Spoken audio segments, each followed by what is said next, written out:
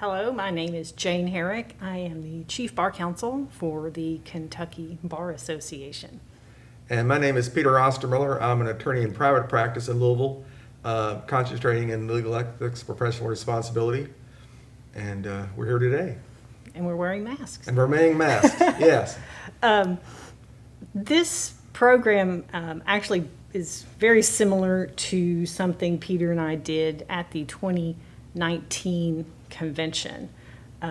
It was an ethics hour with a lot of these similar topics. The room, to my pleasant surprise, got filled up.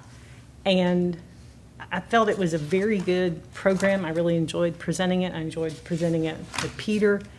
And after that evening, I think I accosted you somewhere and suggested that we do this for KLU in 2020.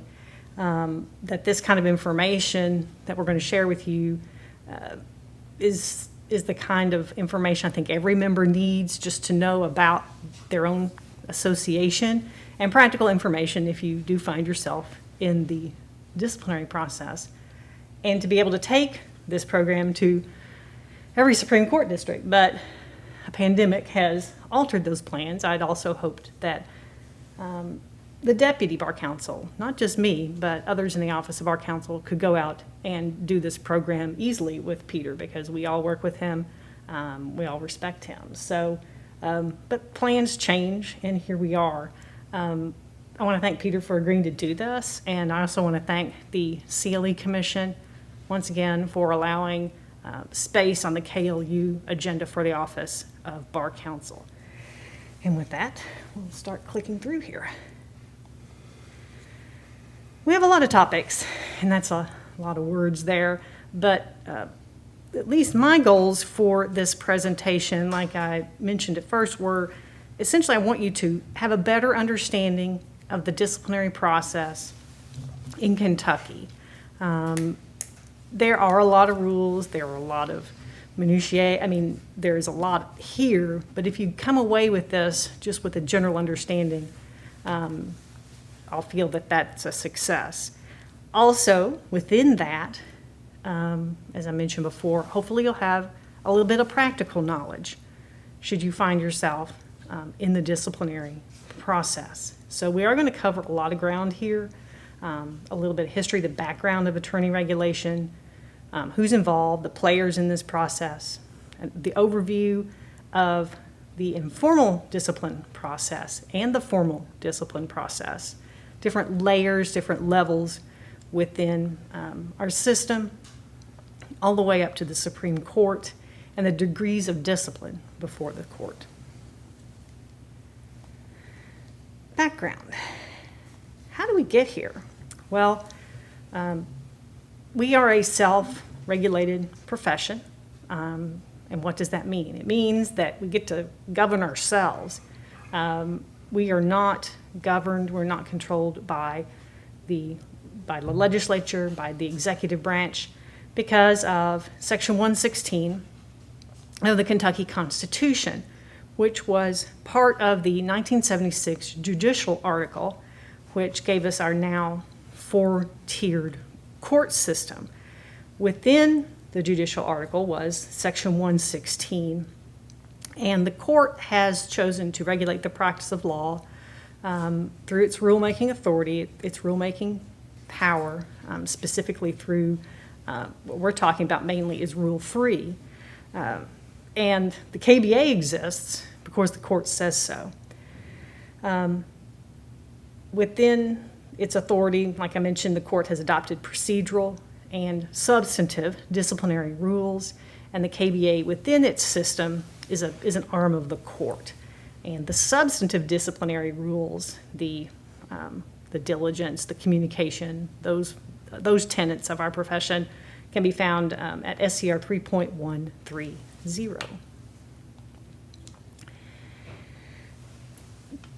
The Rule 3 is a really big, multi-layered, multi-sectioned rule.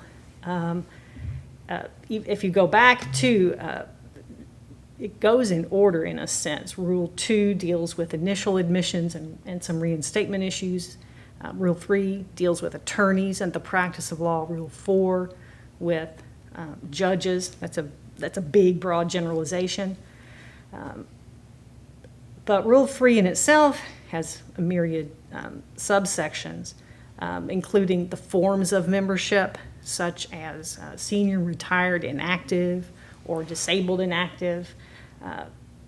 You can find the CLE rules within Rule 3. There's also rules regarding arbitration, mediation, the client security fund, and IOTA.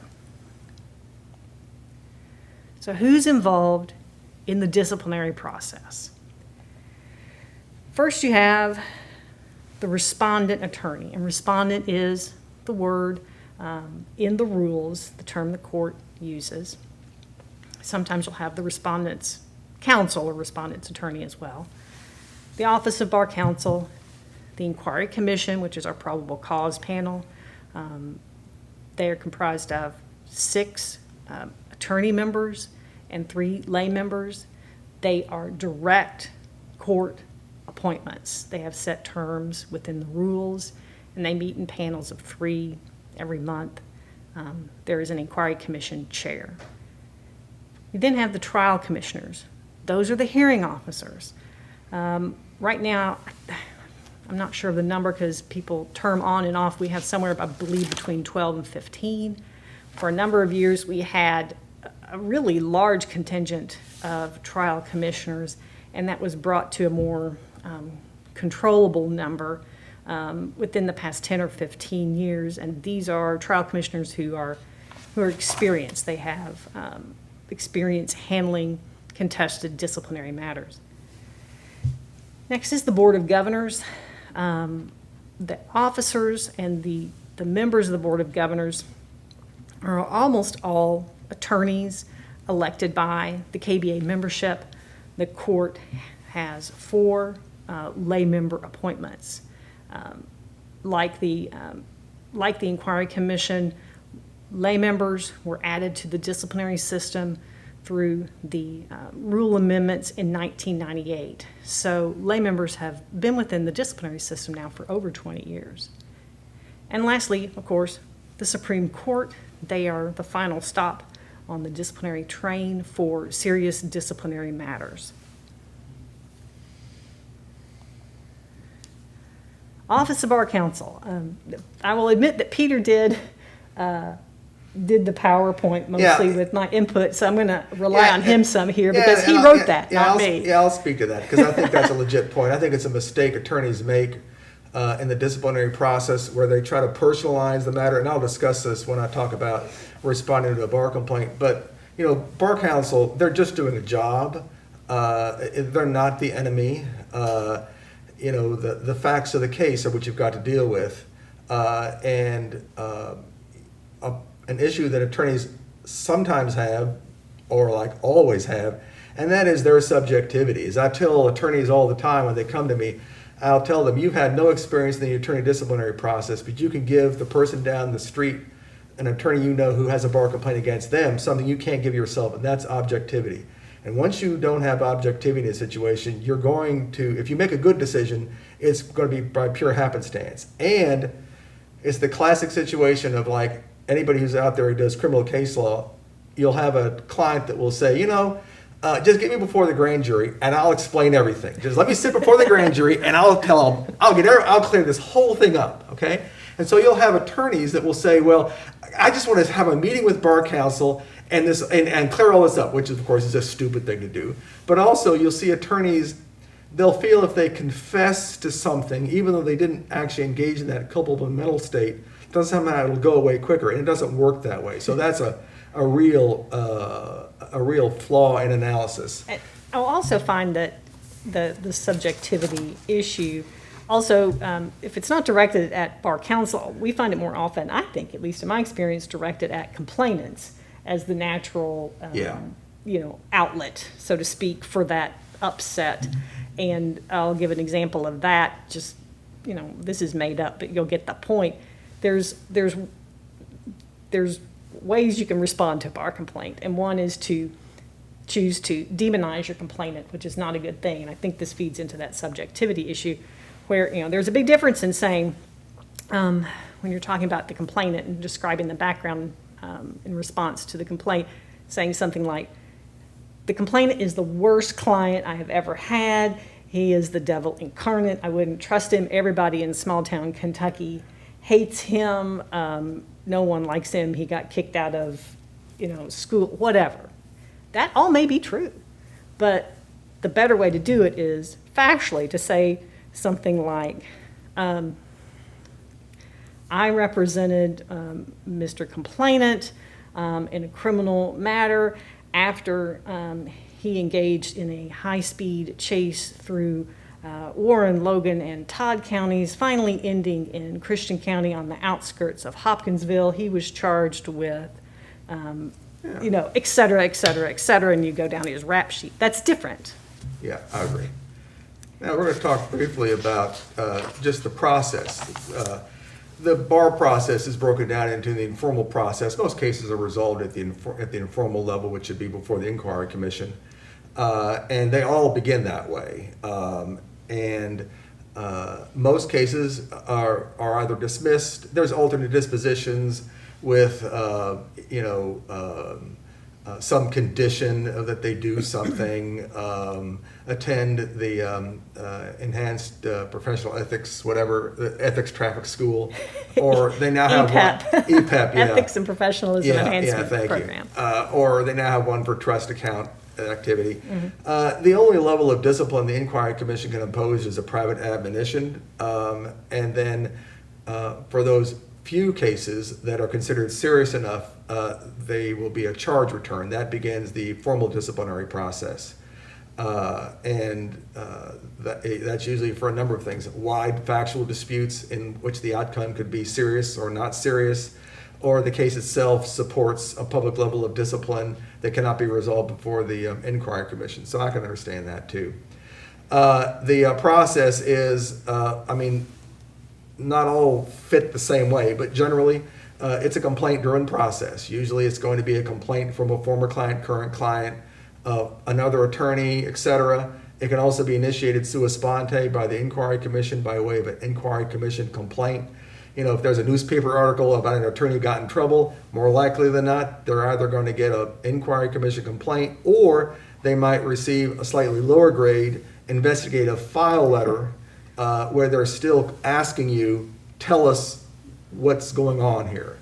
And then once the attorney files a response, and of course, as of March of this year, all responses in bar complaints have to be verified. The complainant, former client, current client, whatever, will be given an opportunity to file what you and I would call a reply. Bar counsel calls it a supplemental comments. And then the Office of Bar Counsel will do an investigation. This is not like they're sending out private investigators. Sometimes they may request bank records, subpoena bank records, but it's a more generalized investigation at that point. And they're not going to subpoena witnesses, take testimony. That would be rare. And if the bar matter is also the subject of a parallel civil criminal proceeding regarding the attorney, a contempt proceeding, a criminal proceeding involving the attorney, a legal malpractice action concerning the attorney, it may very well be that the KBA matter will be held in abeyance pending the outcome of that other proceeding by way of appeal or final judgment, whatever. And then all roads, they're all going to end up at the inquiry commission, except for an investigative file, but they're all going to end up at the inquiry commission, which will make the disposition. And in my experience, even in some cases, there may be a fine line between a dismissal of a bar complaint and a warning letter, which is not discipline, or a private admonition. Private admonition is low-grade discipline, but it's still discipline, and it's on your record forever. If a bar complaint is dismissed by Supreme Court rule, in a year, the bar has to shred the file, okay? So a lot of times, the real issue is not, am I going to lose my license? The question is it going to be resolved with the private admonition? Not so great. Or is it going to be resolved with a dismissal? Great. Bar complaints. Bar complaints fall into multiple categories, but generally speaking, they are fairly conclusory. And what's even worse is if there's an inquiry commission complaint, that's sua sponte by the IC with the Office of Bar Counsel participating, there's going to be rules. They're going to say, well, we think you violated 3.3 in lack of candor to a court, or 8.4 fraud, deceit, something like that. But if it's a bar complaint from a former client or current client or opposing counsel, they're not going to tell you what the rule is. It's like getting an indictment in a criminal case where they say, you went into a store one day, you stayed there for a while and you left, tell us what crime you committed, and then give us the defense to it. So that's why, and I'll talk about briefly, a knowledge of the rules is really important. The rules of professional conduct are really important. But bar complaints sometimes involve broad exaggeration. You know, the attorney didn't call him back 10 times, so what's the client say? Well, the attorney didn't call me back 50 times. Things like that. And the typically bar complaints rely on independent recollection and not on actual documentation in the file. That's why contemporaneous documentation from your file is of critical importance when you're responding to a bar complaint. Now, let's assume that a bar complaint comes in and we assume every single thing in that is true. And essentially, you're just a rude son of a whatever, okay? But you're not engaging in anything unethical. Under those circumstances, bar counsel can summarily reject it. You'll be notified the bar complaint was filed, but you don't have to do anything. You don't have to file anything. And of course, this is the process I talked about briefly. And there are some instances where a bar complaint comes in and bar counsel says, well, you know, it's not up to justify a response, but we might have a question, we may or may not. And so they'll send a letter to the attorney saying, here's a bar complaint. You don't have to file a response. We might give you a call. Now, the paranoid cynical part of me gets really nervous by that. And I tell clients all that, because I've had clients who they'll call me to retain me after they've had a conversation with bar counsel, and it's like the attorney that wants to go before the grand jury. I'll explain everything, okay? And they find out in the conversation with bar counsel, they've actually dug the hole a little deeper. And as Pete Gullett from Lawyers Mutual said a long time ago, he says, when you find yourself in a hole, the first thing you do is put down the shovel. So, I'm not so keen about attorneys talking with bar counsel because they may say things that, you know, I've got to unring a bell on them or something. Now, there's an article from 1992 from the ABA Journal. I have given this to every client with little exception for years and years and years when they retain me, because it talks in joking terms about issues that are bad, and I think issue number 6 is the one that Jane mentioned, about attacking the complainant. Now, number 2 is dangerous because that's an ethics breach. You can't, I had told an attorney this 2 days ago. They said, well, Peter, can we put in the settlement that the client agrees to drop the bar complaint? I said, good God, no, you know. That's my pet peeve. That's a bad thing. I had that case. That's a bad thing. Do not put that in. That'd be like putting in a settlement agreement that the client agrees he won't cooperate with law enforcement, like suborning a perjury or something. So don't do that. And again, I've had so many attorneys will rely upon their independent recollection, which is faulty, flawed. They won't even remember good stuff. I mean, it's ridiculous. So, you know, you got to look at the records, look at the file, and sometimes you'll see attorneys do number 7, attack the disciplinary system, which works about 0% of the time, okay? I mean, there are reported cases where they're attacking the system, and it's just, it's silly. Now, do you have to have an attorney? No, you don't have to have an attorney. But you have to have somebody else look what you're doing because as the old phrase goes, you have one chance to make a good impression and make it a good one. And so having somebody else at least look what you're going to send in is a good idea. Now let's talk about a response to a bar complaint. A bar complaint response is not like an answer in a civil suit. Admit, deny, affirmative defenses. I treat a response as like a pre-hearing memorandum. I'm not going to hold something back. I want bar counsel to know that there is no merit to the allegations, that this is because the client has not put things in proper factual context, and here's the documentation, here's information that supports that. So you got to review your file, and you got to be an objective document. Like Jane was talking about, you know, attacking the client.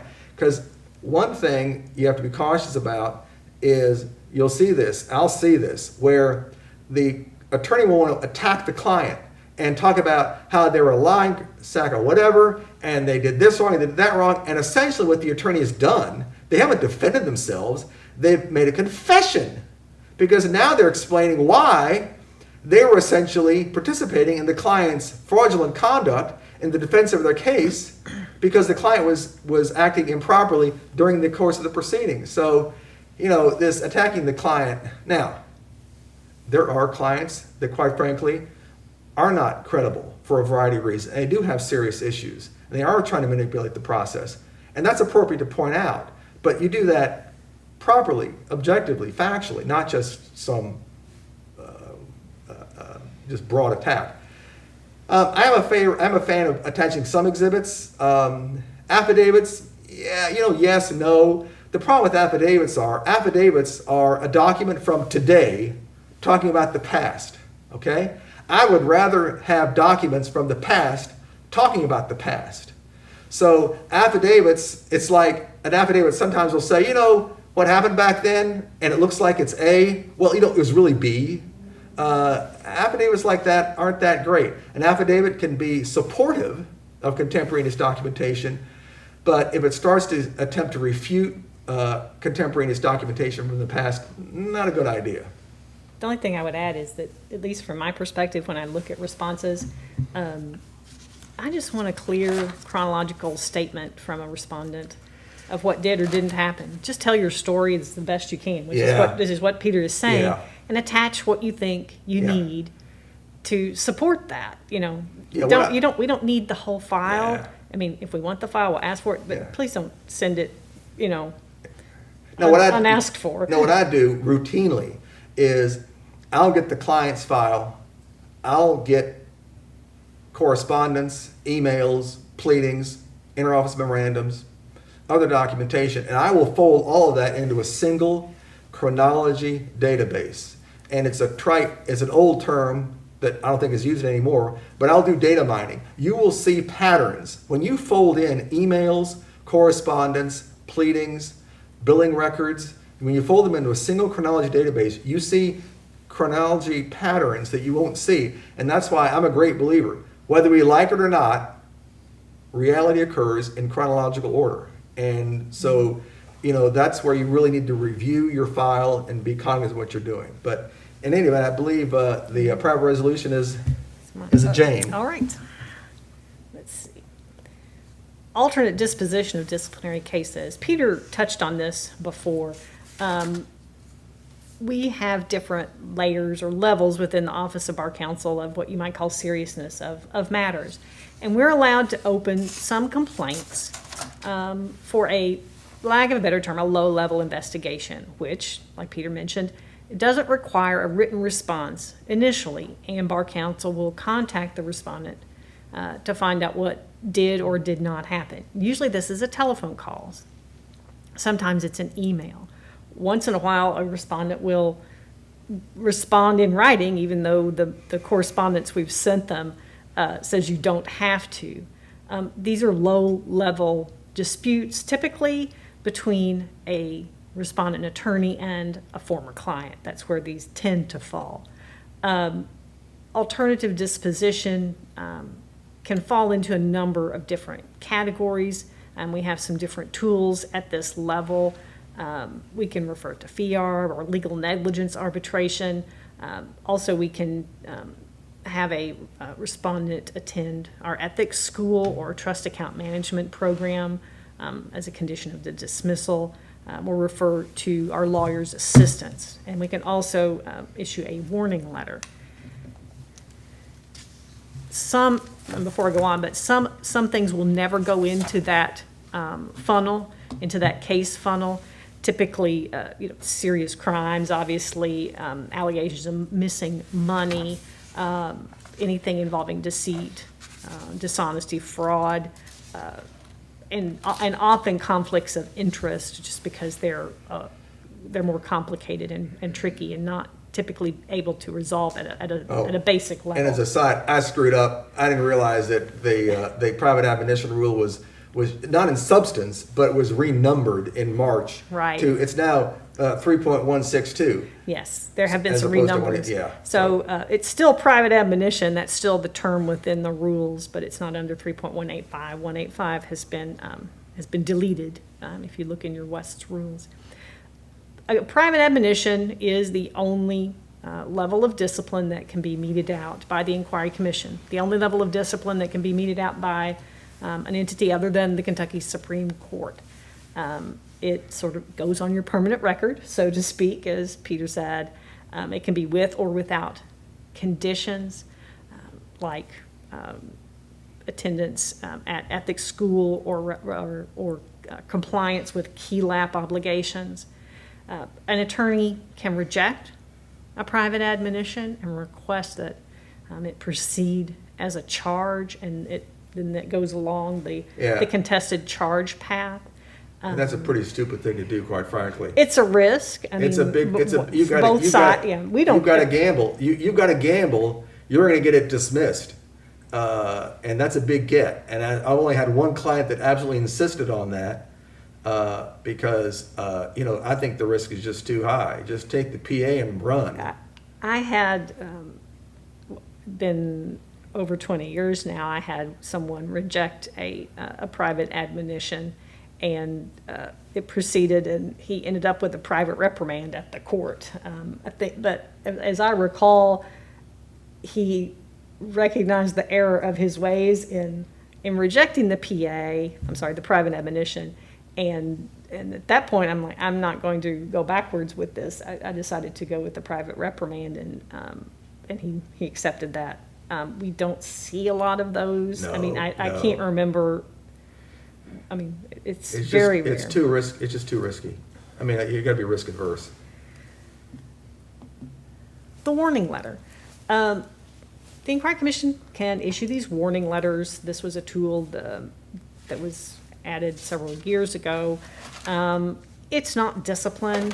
It's just another way for bar counsel really to communicate to a respondent that you might want to pay attention to your conduct in this one area.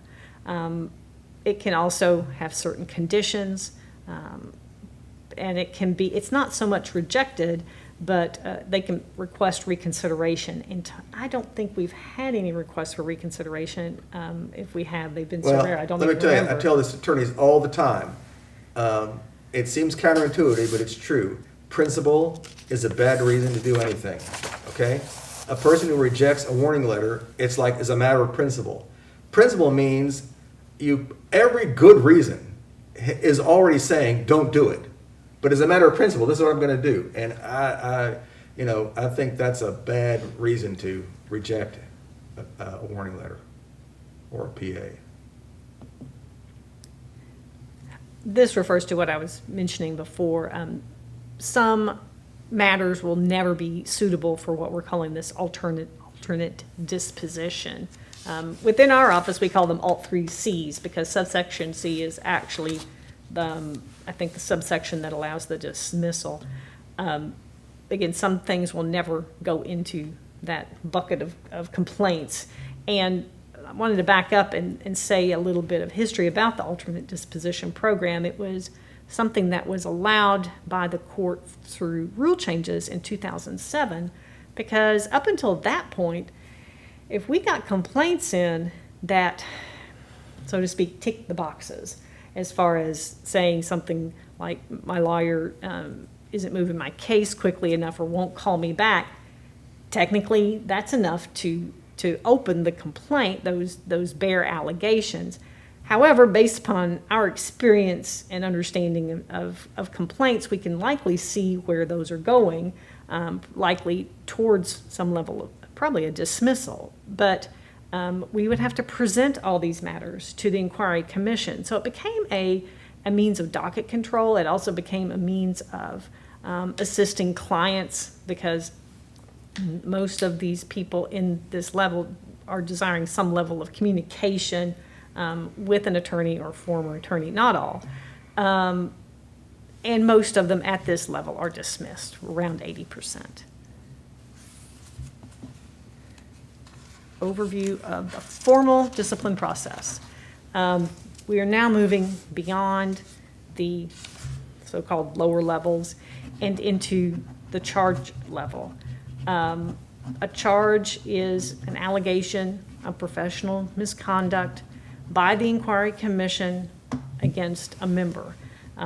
It will state specific rule violations and facts as the inquiry commission alleges it. After it is issued, either side can file a motion to dismiss.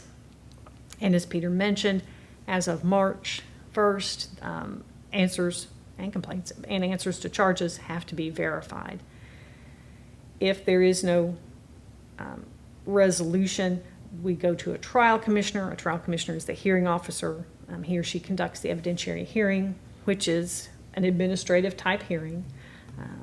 And it makes a report, which is advisory. That then goes to the Board of Governors should one side appeal. The Board of Governors typically reviews it de novo, in my experience, and then it will go to the Supreme Court, who has the final decision-making authority. Once in a while, the trial commissioner will get bypassed, and matters will not go through the Board of Governors, or I'm sorry, through a trial commissioner. The more typical way is through defaults, when an attorney does not file an answer. Default means what it means in the civil process. You don't get an answer after you've served someone. Whenever I touch on this point in these kinds of presentations, I always think of something that Barbara Ray, a former bar counsel and who hired me, said about defaults. She said that was the one thing in her job she would never understand, is how an attorney could default after going through all the steps to get their license, to get their degree and keep it. And it's usually because of alcohol, usually drugs, I mean... extreme circumstances. Extreme mental health issues, significant mental health issues, I mean, it's just abandonment of practice. And it's sad. It's sad, and you know, and the thing, even when there are default cases, you know, there's still a path out from those, and that those are always the most perplexing, I know, to the board and to the court and to the bar itself. Yes. Yes. Yeah, but they are. Those cases will go to the board, and they will have to essentially write the report in lieu of the trial commissioner. We will file documents with the board, trying to outline the case as best we can in the absence of an answer. And then it ultimately goes to the court with the board's recommendation, which the court can or cannot, you know, they don't have to accept it. Yeah. And then there is a law-only case where you have you don't have a hearing before the trial commissioner. The respondent and bar counsel will agree on all the facts. But I'll make that real easy. Don't do it. Okay? It hasn't happened in a long time. Do not do it, because you are depriving yourself of the opportunity to present mitigating evidence, explanatory evidence, and you need to have that before the record. And there's only one time you can put in any evidence in the bar process, and that's before the trial commissioner. So no, I did it sometime in the 1990s. I did it once. It worked out okay, but I did not like it at all, and I've never done it since. So the heck with that. I think the last one I did was in the late 90s. And No, involved a criminal conviction. No. But it's super That rare. is a massive mistake. And let's see. Charge. You can talk about the charge. Is that? That's you. Is it still me? Yeah. It is not the bare bones pleading, as I alluded to earlier. It will have factual allegations in it, typically, leading up to the formal allegation of how the rule is violated, with a specific citation to the rule. If it's based, again, on a bar complaint, it might be the first time an attorney has seen the specific rules. Once in a while, we'll get bar complaints where they allege specific rule violations, but more often than not, you're just dealing with lay people. I went to the law school. I looked at the rules, and here are all the rules, and they start with 1.1 competence, and they just keep on going through. Or better, the preamble. Okay. But it's a specific document, and it's numbered paragraphs. It looks more like a civil document or civil pleading that attorneys might be familiar with. Earlier, Peter had mentioned sort of the do's and don'ts of responding to a bar complaint, and the admit denies is typically not helpful at that level. And I would admit, I've seen that. I see it too, and I'd also plead with people, please don't pledge things like latches. And the civil, like there's a statute limit, and actually that dovetails, because let me tell you, let's talk about the answer, because you don't treat it as an answer in a civil case, and here's the most important reason to hit that answer super hard, and that is, once that answer is filed, in a couple of weeks, you're going to get a letter from bar counsel that's going to include an acknowledgement document that initiates the consensual discipline negotiation, plea bargaining, whatever you want to call it, process. And that answer, in some instances, is probably it may be your first, it's certainly your last opportunity to really lay out. And that's why, as much as reasonably possible, I like the answer to be a template of the proof that we would present at a hearing. The only real exception to that is if my client is about to be indicted for a crime or something, or it actually has been indicted, we're not going to, it'll be held in abeyance more likely than not. I'm not going to make any admissions that could be under oath now, that could come back to haunt the person. But the answer is an expansion of the response to the bar complaint. In many instances, a bar complainant will put down 10 allegations against their attorney, and bar counsel think, 2 of those, they're worth talking about. So the charge may only talk about 2 of the 10 matters the former client talked about. So now you have a point of focus. So you now have an opportunity in the answer to expand out the discussions you had when you were addressing the 10 topics and focus on those ones. But the answer, it should be a detailed document. I had an attorney one time says, Peter, I've got a great piece of evidence. I'm not going to put it in the answer. I'm going to save it for the hearing. And I said, you're crazy. Which actually gets into the issue of, let's talk briefly about the consensual discipline process. It is collusive in the sense that if bar counsel and the KBA don't agree with the proposed resolution, you can't proceed to the court. You can't file a motion for consensual discipline to accept, you can't. Jane and I, we're not under disciplinary inquiry at the present time. As a result, either of us could go tomorrow, file a 2-sentence, 3-sentence motion with the court and withdraw from the association, no problem. If you're under disciplinary inquiry, you cannot withdraw from the association. You may only withdraw from the association if you're under disciplinary inquiry on terms that are agreeable to the bar association. And that's where this process kicks in. And it's classic back and forth negotiations, and you have to know the rules, know the case law, and discuss it in that context. Now it typically occurs at the formal stage, but if I'm representing somebody and it's obvious this one's not going to make it, is going to go past the complaint stage and then go to a charge, we'll discuss consensual resolution at the informal stage, because you can still present it to the court in that manner, which is fine. But certainly, as a matter of established practice within the KBA, you're going to be given the opportunity to discuss consensual resolution after you file your answer to the charge.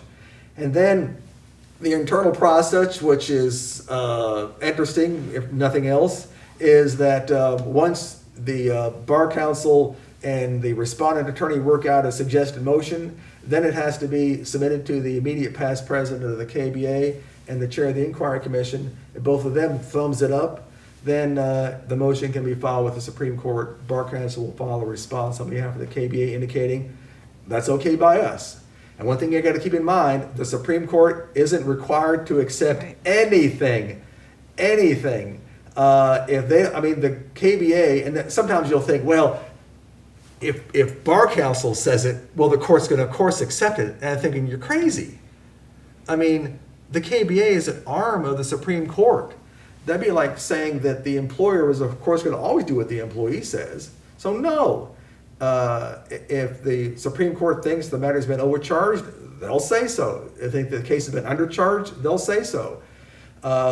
Some years back, it's many years back at this point, for some reason the Supreme Court got a bee in its bonnet and for a short period of time was rejecting consensual discipline motions, a number of them.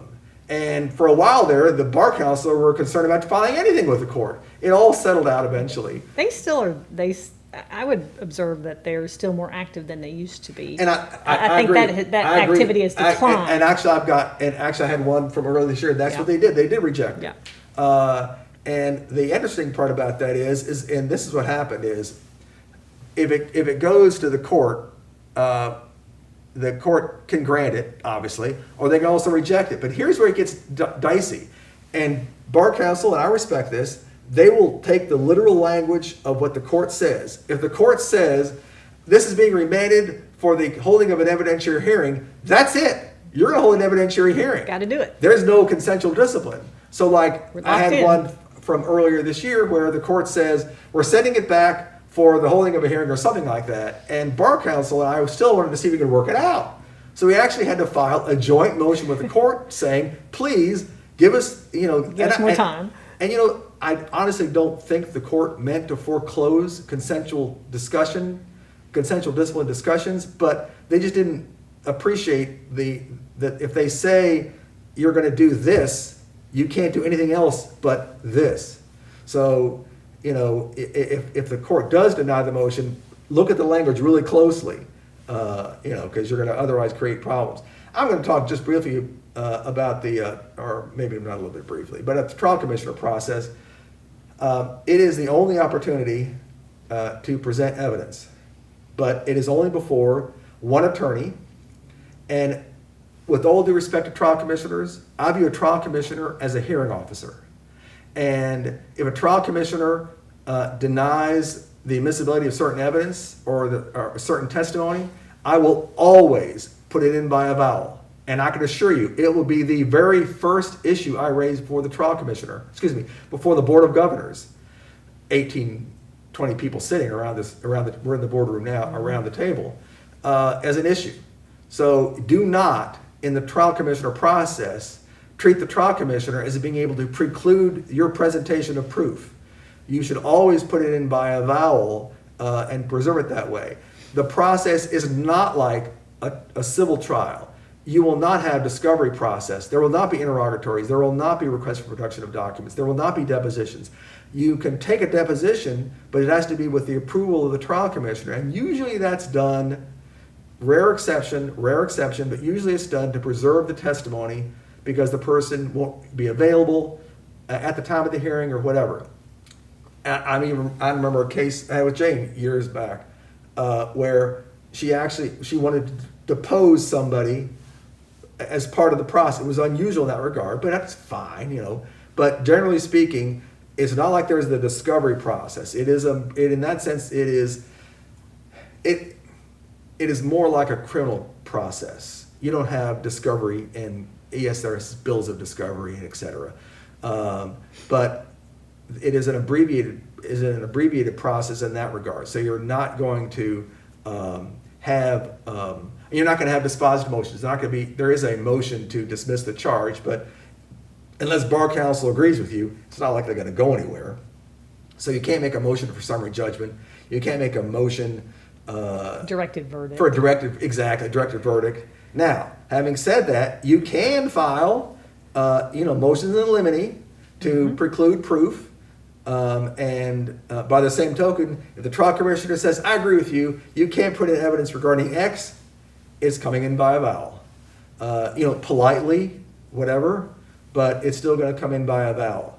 And then the trial commissioner will make, as part of that process, will make, after the hearing, findings of fact, conclusions of law, and any recommended sanction. And at that point, sometimes attorneys bar counsel will file a motion to amend. Usually it's on some tweaky point, but more likely than not, the thought of it not going before the Board of Governors, it's always going to go before the board. One side is going to appeal it. in the event that nobody appeals it to the board, and it's been rare, very rare that I've not had that. It happened this spring. Really? One, I mean, not one of my cases, but another deputy's case, and there was an evidentiary hearing before a trial commissioner. Either side appealed, went to the court. It's super rare. That would be quite rare. But the most important thing is the only time you get to put in evidence is before the trial commission. You can't submit affidavits before the board of governors, and that gets into the. And the irony is Jane and I are actually sitting in the boardroom, and this shows you instinct, because the respondent always sits on the left, and bar counsel always is on the right. So. Subconsciously, so 3 feet to my left is the end of the U-shaped table that I've sat at for God knows how many years. But in any event, I will defer to you, Jane, as to the. We are in the boardroom here. We are in the boardroom. It's an interesting room. Yes. The board is mostly composed of attorney members. There are 4 lay members. And the rules lay out how the process goes. It's fairly technical, but not difficult. A notice of appeal can be filed by either party after the trial commissioner's report is filed and finalized. And then, just like in a typical appellate process, you brief it. And you argue it, typically in this room, which... Yeah. I mean, it's editorial. It's hard to argue in this room. Yeah, just because of the setup. There's an architect out there that probably needs to be punished for designing this room. Really, if you think of just a regular civil appeal to the Court of Appeals or the Supreme Court without a reply brief, that's pretty much the board. That's pretty much the proceedings before the board. Times 7. Yeah. People. Okay. Yeah. Well. Yeah. And it's like and there's some that ask questions. There's some that don't. There's lay people. Usually there's several. I think 4. There's 4. I mean, whether they all show up, I don't know. And board members, and I think it's important to note too, as well with the trial commissioners, they can recuse for reasons. Yeah. You'll see board members recusing if they might know a respondent or have some connection there. Yeah. Typically, the board conducts a de novo review, and the decision is whether they're going to adopt the trial commissioner's report or not. They do have the power to remand in certain circumstances. That's, again, unusual. That is I mean, it's been probably 20 years or so. It's very odd. Where and usually it's and this is in Barbara Ray's time. This is long time ago, and it was because the case had not been properly presented. Even bar counsel realized that all the relevant facts really were not there to make a valid decision. It's hard to wrap my head around that a little bit, but I can see how it could happen. No, it was we have to respect confidentiality, but I think that yes, the board does have that option, but don't ever count on it. At the board level, how it happens is how it's processed is that one board member is assigned the case as the presenter, and the presenter has access to the entire record. And in sort of like, I guess you call closed confidential session, the presenter explains the case to the other board members. The board members will have other documents like the briefs and probably any motions and pre-argument motions and things like that, but the presenter has the whole case. And after the board hears arguments and votes, it's the presenter's responsibility to write the board report. Yeah, and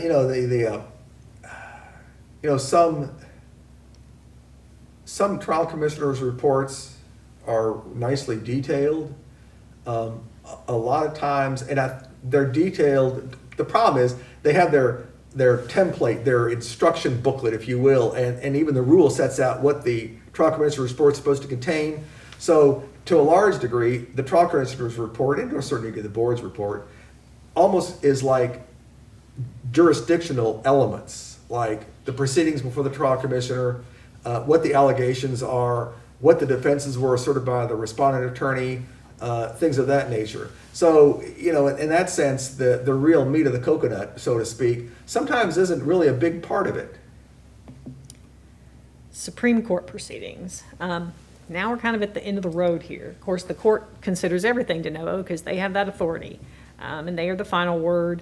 They consider all the negotiated motions and sanctions. I think I mentioned earlier, not all trial commissioner reports are appealed, but I would say 99.9% of them are. They review default files, they review any law-only cases, any notice of review, anything that gets past the charge stage, unless you have a motion to dismiss outright, or maybe a motion to dismiss and issue a private admonition or something like that, it's going to end up at the court. The court is the destination. And again, like in typical appellate process, you invoke the court's jurisdiction by filing a notice of review.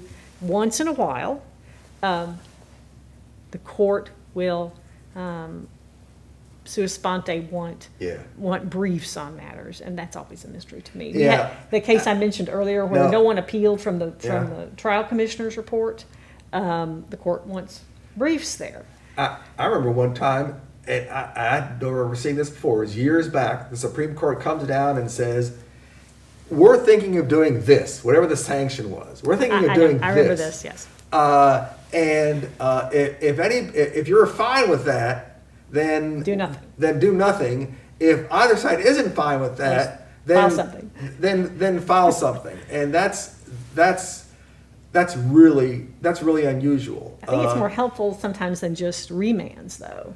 Yeah. No, I agree. I agree. They haven't done that in a while, though. I agree. And then also the nervousness of if the Supreme Court has time frames that they can invoke sua sponte review. Like if nobody files a notice of review, and the court says, we've got some questions about this, and so the Supreme Court can essentially file its own notice of appeal, if you will, and direct the parties to brief. Now, sometimes it's been a long time. I remember in one time they just said, we're invoking review, file briefs. They no clue as to what the court's reasoning was. We want you to consider, we want briefs on this issue. And I think, but there was one time where, like I said, it was very rare, where they actually did say what we wanted the topics covered. But that's really, this is rarefied at that point. Yeah. Renditions. The court doesn't meet every month, so we're not getting renditions every month. That's an interesting point, because client was just asking me a day or two ago. I saw a rendition day of May 28, and then the next one was like July 9. Yeah, the court has altered its schedule due to the pandemic. So it's a little. That's what's going on. I figured that what it was, but it's sort of hard to, because the most important thing is, from my perspective, is if an attorney gets a sanction from the court, like a suspension, if it's a reprimand, who cares? You care, but it's not going to affect their ability to practice law that day. But if the Supreme Court comes down with a decision on a particular Thursday, they have the right under the rule to say, you got 10 days to clean up your affairs. Mm-hmm. But if they don't put that in there, that order takes effect the minute it's entered, even if you even don't know about it technically. So if you're on your way if your attorney or your client is driving to court, if the respondent attorney is driving to court on that day, and they found out they've been suspended, that's it. Yeah. As at other levels, the court can issue conditions in their orders, typically restitution, referrals to KELAP. Those are very common conditions. Yeah. Other matters. These are super rarefied, to use your word, but that doesn't mean they're not important. These are very, very important matters that are covered within the disciplinary process. Reciprocal disciplines. If bar counsel gets an order from a sister jurisdiction imposing discipline on an attorney who's also licensed here. We are required by rule, the reciprocal rule says shall, bar counsel shall file I it got with that. the court. Yeah. So, yeah. Now, I'm having to deal with that now, quite frankly. He's not bitter. No, but now, let's talk about an attorney asked me this yesterday. He says, Peter, should I contact the Bar Association and tell them that I'm presently being investigated by blank? And I said, you're crazy. No. There are essentially 3 times you have to tell the Bar Association you've been tagged. 1 is discipline in another jurisdiction. 2 is a guilty plea or a conviction of a felony. Or 3, a conviction or a plea of a Class A misdemeanor. Other than that, if misdemeanor, Class B misdemeanor or something like that, or just something dismissed, and remember when I said confessions are good for the soul? No. I've told attorneys before, I'm going to put my hand through the phone and in a non-violent way grab your neck to say, don't self-report. There is no duty. You have no duty. The reporting rule, 8.3, is to report another attorney. It's not a self-reporting rule. So I'll get on behind horse now about that. Other important processes include temporary suspension motions, and these are extreme, awful, typically, situations where money is missing. And the attorney is still practicing. Yes. They're still out there. They're still technically with their license and at large, so to speak, addicted to intoxicants or drugs or mental disability. There's also, it's kind of a new creature, I call it, the indefinite suspension. Yeah. Essentially, it's where an attorney is defaulting through the process.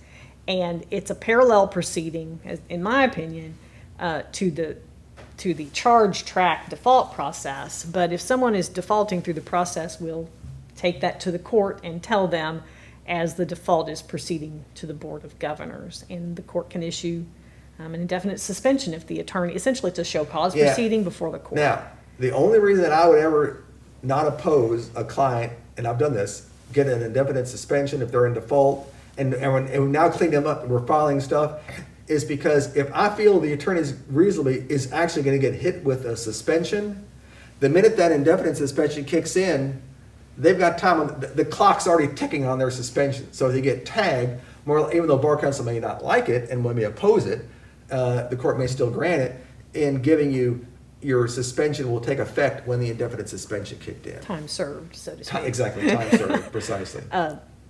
There's automatic temporary suspension for felony convictions, whether by plea or upon jury conviction, and that's the day after the conviction occurs at 3.166. Reinstatements, those are controlled by it's a collection of rules really under Rule 2 and 3. That's litigation. I consider that charge level litigation. That is, it originates over at character and fitness and ends up at the court, but it goes through the Board of Governors. I do a lot of the reinstatements. They're one of my favorite things to do. After I started doing reinstatements many years ago, 20 years ago, I think it made me a better lawyer, better prosecutor, helped me understand the whole lawyer discipline and regulatory system better. That's the flip side. What we're going to do in the last remaining moments is those are the degrees of discipline. We are a minority jurisdiction. We provide for permanent disbarment. I hate it, but it's there. That's it, okay? The ABA has standards for imposing sanctions, which is handy. And there's the conditions that are there. Breakpoints of suspensions are important as to notification of clients, things like that. Suspensions of more than 5 years. The most important thing is you're going to take the god-awful bar exam again. This is my favorite quote. Chief Justice Palmore was given an argument back in the 1970s about a workers' comp statute. And it was the stupidest argument possible that it said black isn't white. And Chief Justice Palmore, in rejecting the contention, said, when all else is said and done, common sense must not be a stranger in the house of law. And I'm telling you, when you don't have common sense on your side, you're going to mess up. So I think that should be the main takeaway always in these matters, is don't let common sense fall by the wayside. But in any event, Jen and I appreciate the opportunity to present today. And I think the mask will forever show what year this presentation was made. This is historic, I suppose. Probably so. Probably so. I never thought I'd be arguing or presenting matter before the board in the boardroom with a mask on. Hope I never Strange did. times indeed. No kidding. Thank you. Thank you.